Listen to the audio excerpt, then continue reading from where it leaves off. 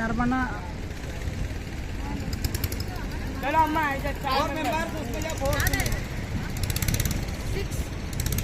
నర్మదా నది పైన బ్రిడ్జి ఇది. ఇలా నడుచుకుంటూ దర్శనానికి వెళ్ళచ్చు.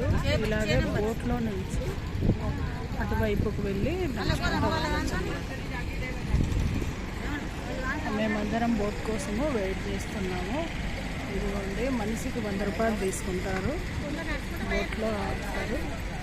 అక్కడ ఉండేది బ్రిడ్జి అనమాట.